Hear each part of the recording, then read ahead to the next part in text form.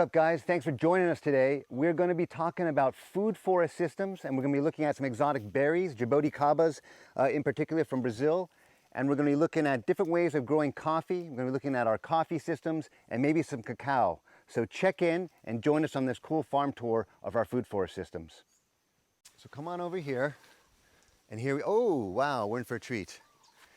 Just worked out this way. Let's go ahead and step under here. Watch your head, come on all the way over here. Okay, so find the biggest ones you can find.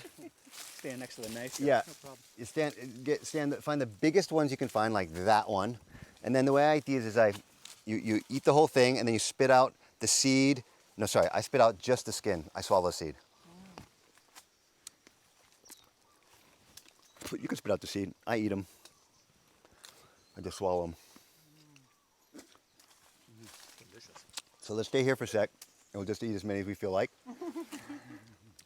I've done cleanses where I just happened to catch Jaboticaba season. Like one of the days I just did 2 days I just did Jaboticabas. And I would just come here and just, every time I got hungry, I just eat as many as I felt like. That'll clean you out. It was pretty good. It was pretty good. It gave me a lot. We do sugar cane juice cleanses. We'll go 3 days just on sugar cane. You'd be amazed how much energy you have, how clear your mind is. And look at the productivity of this. It's insane. This is amazing. Okay, it looks like we got a job ahead of us today. We're not harvesting bananas. We're gonna be so clean after this. What are we gonna do? What's the shelf life on Jaboticaba? 1 day, No. 2 days. So are we gonna be able to eat all these? No. Are we gonna sell them? No. What are we gonna do with these? Stand around and cleanse ourselves. Do you press them, make some kind of a syrup Jam? or something? Yeah, so I'm thinking maybe we need to make some wine. What do you think, Kara? Ooh, oh my God, that would be Make some Jaboticaba wine. Why not? I got some Why big. not? We could even make Jaboticaba wine, and then we can distill it and make Jaboticaba cognac. Look at that. God. So maybe we'll do both. You Oh, think? that's so sweet. Yeah, so much sugar. So I'm gonna probably add these with water and let them ferment about 7 days. We'll pull all the skins out and let that go another few days till it gets really. And then we'll bottle some of that, and then we'll put that in my still, and we'll cook off the alcohol and get some moonshine. How long does it take for this tree to mature to where it starts fruiting? About 7-10 years. Oh, really? Okay. Oh, that's pretty fast. Pretty fast. And so you saw we got a bunch more because like, hey, this is a cool tree. I mean, I'm realizing this thing's a lot bigger than I realized. Those plantings he did, they might be a little close, huh? Yeah, you think so? I mean, this thing, but this thing wasn't always this big. We let it get this big. We could prune this thing smaller. Wow, this wood's really amazing too. You can feel this wood. It's very hard. It's very similar to guava. The sugar cane here? It is. Okay. And when do you harvest it? It's like right around this time, or? So that's full size, and that is full color. Can you see the difference? So this one, but this one's ready. It's starting When to. it gets to be red? Got it. See how it's starting to get red, and how when they're new, they're a little bit darker, and they'll get a little bit redder. We need to harvest some sugarcane. We'll be drinking some sugarcane in the next few days here.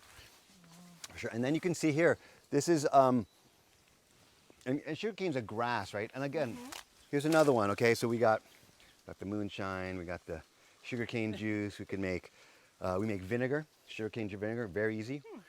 And then, so guys, we got the bagasse, the pressed sugarcane, which is one of the most sought after mulches for the garden. It's used in the garden as a growing medium. It's huge. They also, in Brazil, they make ash out of it for potassium, and they're adding that back in as an amendment, okay? And then you have all this stuff, brown, for compost piles. It's like if you don't have wood chips, I'll make my soil with this, mixing this with grass clippings or everything else. Exactly. So, and it grows, I don't have to water it. It grows really easily. It's easy to cut. So a lot of pluses here. I love things. If I can walk around with just these tools and do most of my damage and carry maybe a pruning saw, I don't need a tractor, and I don't need, it's like, I really like to be all about kind of human scale farming. We're not looking to sell stuff for $1 a pound. Like that means you have to scale up so big to make that's not even really sustainable, $1 a pound, boy, you're gonna have to have a lot of land to make money on $1 a pound. Yeah. So what do? We either added value or we use it here, we cut our costs down, it's health, and then we invite people to eat the food with us, and we do it more about education. So come over here. We'll see a couple of, you can see here's a really nicely managed banana clump. And nice productivity, nice air. So this one, that's like, whoa, yeah. And the last time we cleaned that, we took all that material, the brown, and then all the green, because these fence posts get covered in vines. And then we built this. Boom, it's almost done. Whew, right? So compost pile. And that's the way we go through managing. Oh, it's grown over. Okay, there we go. What do we got for materials? We'll take them, we'll pile on the ground. What do we got? Boom, we're gonna make this, or it's gonna get fed to the pigs, or we'll use it for whatever it's best useful for in the area that it's in. For example, when we get way behind in the rainy season, the grass grows so fast. Cane grass is such a nightmare. Everybody's battling with this grass. This is the enemy, right? But if you let your enemy have that relationship with you, you're just creating so much havoc for yourself. You got to make that your ally, right? That's the toughest one here. So how do you figure out how to use that? We let it grow up really big. We get our weed whackers out. We cut it down. I get some strong young men. We wheelbarrow it up here. We pile it up. Let it break down. We pile it up. Let it break down. And then look what you get. Look what's under here.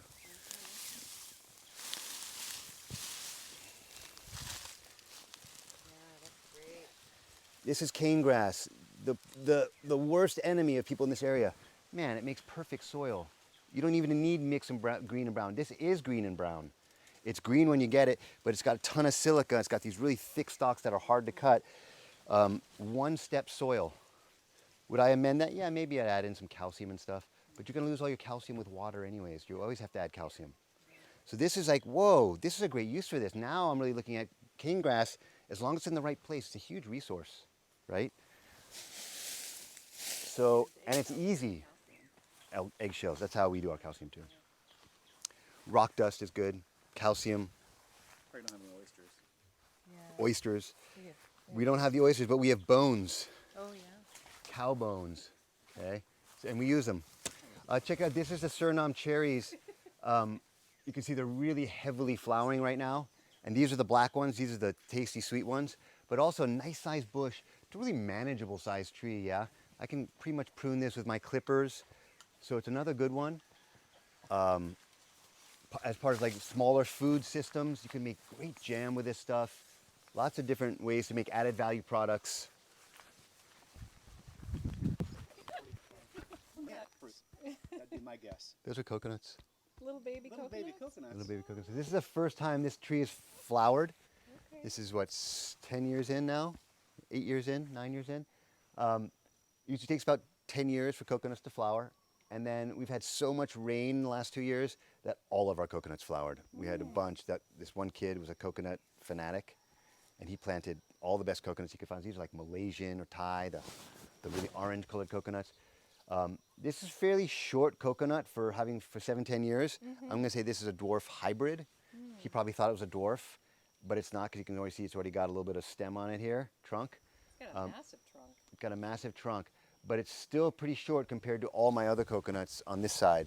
So this is gonna get really tall, but for now it's nice height. Yeah, it's a good size. It's still manageable, right, for a coconut? Okay, and then what do we got going on here? What's this? The coffee. That's the coffee.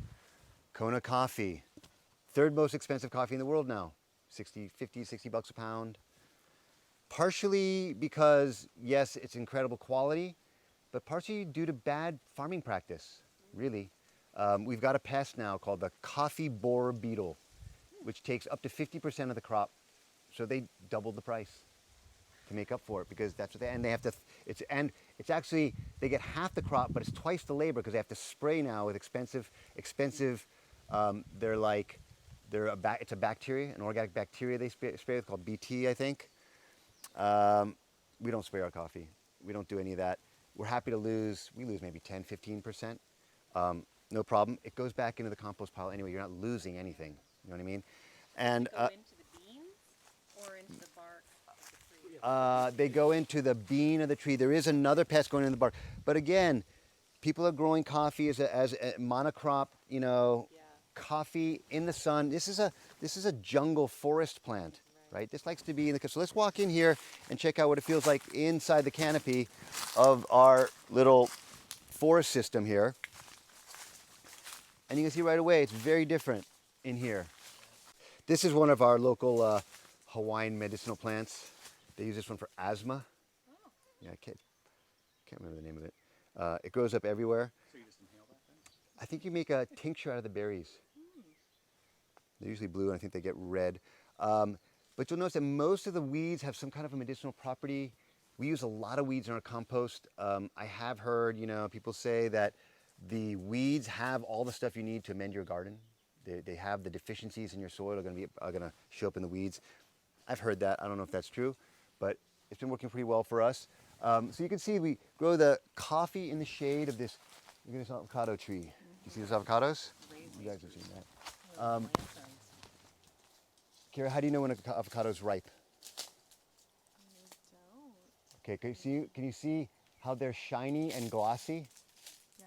Okay, as they get ripe, they're going to get matte in color. Okay, so we're looking for matte color, and then the stem will start to brown. And maybe today or tomorrow we'll definitely harvest some more avocados. Okay. That's a lot. I'm so happy. That's so many. You gonna make Kara climb that tree or something? No, we have ladders and Wait, pickers. lean down at the bottom. But we have a lot of tree climbers here. So here's a couple of coffee beans left still. Okay, so we're talking about understory, right? Did you guys read the book The Overstory? Oh, it's a great book. Overstory. Check it out. Really good. It's about trees, but it's a novel. So we have the overstory, which is in this case a tree with this really fragrant leaf. Go ahead and crinkle this up and smell that. See if it brings any memories. It's a little bit misleading because the leaf. Oh, Wow, you've got a great nose. Listen to you. Yeah, and the cinnamon is actually the bark of this tree. And this is the outer bark, which doesn't have quite the smell of the cinnamon. You can see, and the cinnamon is actually the inner bark. Oh, this is an actual cinnamon tree. It's a cinnamon tree. And so like that branch there, that one going up, I would prune that, cut it to length, and then I scrape off the outer bark, and then I strip the inner bark delicately, and it's gonna roll up into these cinnamon sticks. And I've been talking about this for years, and I was like, I better harvest some cinnamon to see, I'm talking about it all the time. So I got a nice rainy day when things softened up, and it was kind of rainy season. I was like, this seems like a good time. I pruned like five nice branches, and I started peeling my cinnamon. And in like 2, 3, 4 hours, I peeled one stick. I got a ton of cinnamon, but I'm like, okay, that's why they don't grow cinnamon in this country. It's like, wow, labor intensive. Yeah, they would grow it like, they would probably coppice it and grow it like kind of like lots of little sticks coming up instead of a big tree. And then they would just keep cutting those and stripping them, cutting them, stripping them. But wow, that fresh cinnamon is really intense. So amazing. So you can see this is, I mean, the scent on the leaves is incredible. Like, yeah, it's this actually smells so more like pungent. allspice. It actually smells like allspice. Yeah, you're The right. cinnamon has a little bit of a different smell. But so you can see this is kind of the environment we have for our coffee. Coffee still needs to get pruned a little bit. We're now going to the pruning and getting ready for next year. But nice, shady, cool environment. The beetles, there's a lot of other stuff going on here. We've got papayas and other trees. We haven't made it so easy for the pests. And that makes a huge difference. What you're going to notice on the ground is also mulch covered. Very unusual. Coffee farm is going to be bare soil, baking in the sun. And actually, we've got one more layer of production going on here. So we've got the avocados, understory. Here we're doing coffee, but sometimes we could do cacao, another jungle plant that likes, And then here on the ground, we're doing, we have a weed. This thing has taken over. Kind of an invasive plant, but we like it. Who knows what this plant is? And you can see it's everywhere, right? Anybody know what this is?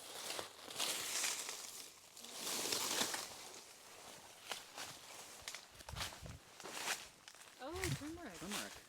Oh, look at that. That's totally So that's nothing. That's a little baby. But if you just look back, bought some of this earlier today. well, don't buy turmeric. Okay. Go return it. Now we know where to go. I mean that's a little. If I dig here, this will be 5 pounds right here. And Yeah. if you look around, you're walking on thousands and thousands of pounds of turmeric. Freaking weed. Yep, and it's a great weed because it makes incredible soil. And if you don't use it, great. Turmeric's It just makes amazing. soil. So it just goes through your thing and it keeps the weeds down because it gets up like this, got nice flowers. They've got a nice sweet honeysuckle kind of a thing going on, which is also medicinal. Yeah, look at that. But you guys are welcome to pick as much turmeric as you like.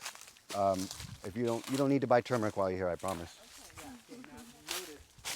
This tree has been ugly, has been pruned in an ugly way. This is lychee, but it's not a very good variety. So we made wood chips out of this tree, and we're going to get it down small eventually and then graft a better variety onto here. So we're kind of taking it down in stages. That's why this one looks so ghastly. Lychee. Lychee.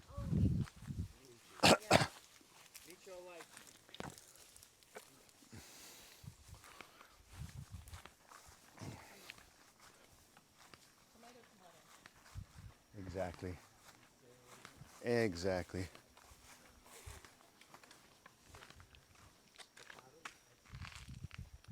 Okay.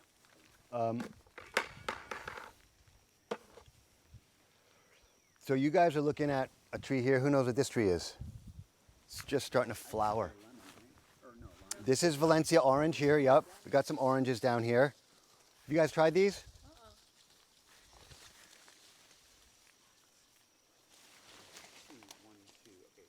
So he's looking for big guy. I have no idea.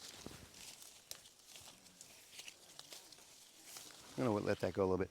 So you can just see it's just starting to flower. That's mango. Mango. And so we have a little mango orchard in here. You can see this coffee has been pruned. And so we got next to coffee, that's kind of going mango, coffee, and then we got another tree here. Here's a weird tree with flowers.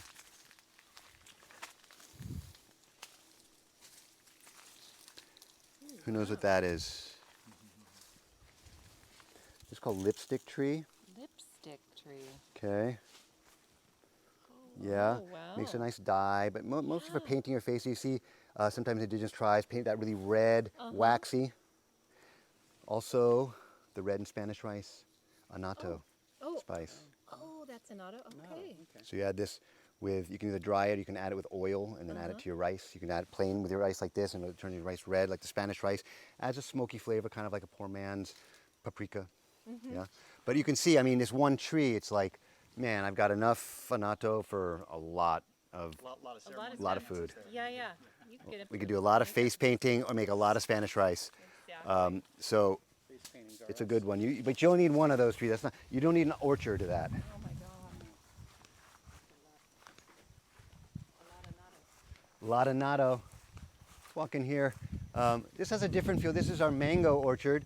And you can, these. By the way, you guys, these are the limes you want. When I drink margaritas, man, these are really great limes. And this tree is incredibly spiky, so don't try to pick them off the tree. They're all over the ground. Pick them off the ground. Citrus, by nature, is incredibly thorny. Every citrus, and some are way worse than the others. This is one of the worst ones. Are you growing agave here by any chance? We do have some agaves, but mostly just for decorative. Yeah, okay. Don't climb this tree, Kara. No. I don't even harvest. I don't even prune this tree much. And when I do prune it, I take it somewhere else because the branches are really dangerous. This is a variegated lemon, which is a really beautiful lemon, much less spiky. And it looks like we got most of the fruit for this year. It's got kind of a weird pruning. And then you can see a mango, which is really flowering crazily. Crazy. Yeah. What kind of mangoes are they going to make? The big ones or the We've got champagne? Keats, and I've lost track of most of the varieties. My mom didn't really keep a good list, Okay. so I'm not sure. I know we have Keats and a couple other ones. They're the big These ones. are big yellow ones, and then we have smaller orange ones. We have about 6 different kinds. Okay. We haven't had typically very good mango seasons. The last 2 years in Kona have been weak for mangoes, and that's because the rain. Like right now, as it's flowering, it's very fragile. If the rain comes right now and smashes this really hard, it's going to mold those flowers, and they're going to produce almost nothing. Or a really bad storm with wind will knock them just as they're getting ready to, boom. Yeah. So, super fragile. Lychee can be like that too. It's not always. Those are some nice big lychee trees back there. But at mango lychee season, this is a really fun area, a very popular area. You can like climb up. You can eat mangoes. You can climb trees, eat lychees. Yeah. Really good snacking fruits that you can actually eat out of the tree. There aren't that many fruits you can do that with. Is that a fig That is a fig, yep. Okay. It's been too wet the last few years for figs on this Yeah. side at this elevation, but in drier years we get amazing, Yeah. amazing, the brown turkey figs. That's actually a green Kubota, but we get the brown turkey figs, man, those are really tasty. Like mildew. No, what will happen is they'll actually rot on the, before they ripen, they'll rot on the tree. And talk about short shelf life. Yeah. This one year we had this very productive brown turkey and nobody was on the farm, it was just myself and my wife. And we were getting 40 figs the size of my fist every day. And we made jam and then we made, you know. When figs are on, that's And all then we you do. made, and after a while we're like, oh my, I'd go down and I was like, I can't take it. I don't know what to can't do. fig and take it. Yeah, you can't fig and take it. Exactly. That's it. This is arrowroot. There's a weed I just found out about with the picture of this app. Very cool. I was like, this thing, I hate this weed. What is this thing? Arrowroot. Whoa. See how that changed my attitude to this plant? I'm like, oh, this is my little arrowroot section now, right? Great useful binder, guar gum, arrowroot, right? You can use it like agar. Really cool. And could you tell what actually you harvest from it? I think it's the root. Oh, okay. Yeah, I think, and it's very deep root. It's very hard to dig up. But we haven't actually experimented with that, so that's a future project. That's number 177 on the project list. What's this here? Some kind of bean or something. This is a, well, first of all, you can eat the tendrils, kind of like an asparagus or a fern, all right? You just chew 'em. It's also got this very interesting kind of a fruit. It's called chayote. Oh, right. I don't see any Kinda right now. green. Usually, I saw some up in the tree right up there. there you go, Yeah. exactly. Yeah. And so for us, this is our cucumber squash. You can't grow cucumbers or zucchini here. Squash, yeah, you can do pumpkins, but nothing thin-skinned. We have pests that'll sting it. So the chayote becomes a cabbage, becomes a slaw, it becomes a pickle, it becomes a sauté vegetable, kind of like green papayas can be also okay. sauté vegetable, Yeah. salad, salad addition.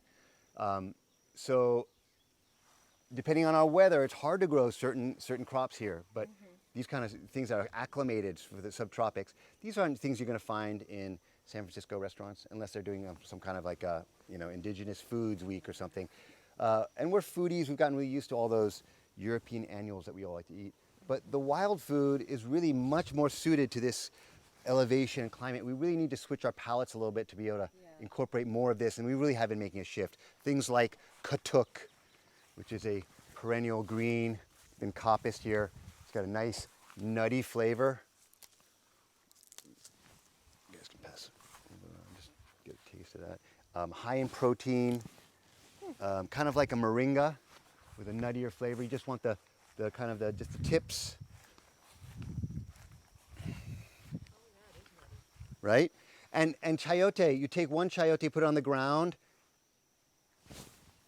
and then you put another one every 6 feet. I don't know, this is maybe 5 chayotes, and it's a problem now. We have to go back and like pull it out of the coconuts. It's easy to pull. It's not a strangler vine. It's very gentle. And so it's cool. This is a really great one for this kind of elevation. This is kind of our famine food. Yeah, we use it. It's not our favorite food necessarily, but we always have it available. It's like, oh man, the garden's kind of hurting right now. Man, you got chayote, and it can be used so many different ways, along with green papaya, right? Similar. So you'll just like grate that up or something. Grate that like up. Yeah, we get them when they're about like this for for papaya salad. We kind of OD'd on papaya salad at one point. Misha, who's a raw vegan, got papaya salad like every single day for his first year here. You know, because raw vegan is hard. That's a lot of prep. That's a solid purge. Papaya will kill you. That'll clean you right Stay out. hydrated. Well, they're different when they're green. They're different when they're green, yep. And in fact, they have a ton of enzymes when they're green, so you're actually getting all that benefit. So we got about 3/4 of this thing. It's a half gallon of really nice Jaboticaba moonshine. We're down here, kind of the last. It looks like it's maybe starting to get cloudy. Maybe we'll pour this off as the tail end. But not bad. Cheers. Came out really nice. Lovely. Thank you guys. You go ahead and subscribe, hit the bell, and give us a thumbs up. Cheers.